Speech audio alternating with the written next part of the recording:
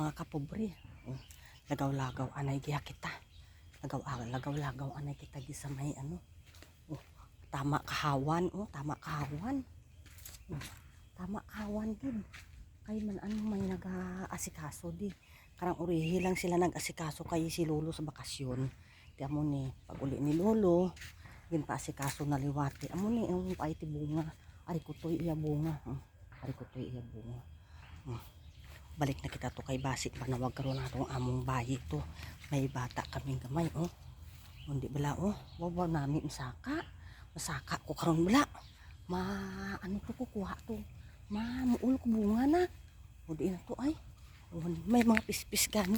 Ay may nagapanuwak gali gani di mga kapobre. Mga kapobre nagapanuwak gani diyan mako ano ang iya bunga. Diyan maguwa ang iya bunga. Para may mga bunga-bunga man kay gagmay. Hindi pareho to sang nagligad tuig kadurduro kay iya bunga.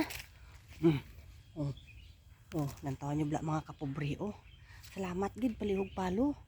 Like and share ha mga kapobre ko. Salamat gid sa tanan. Shout out gali.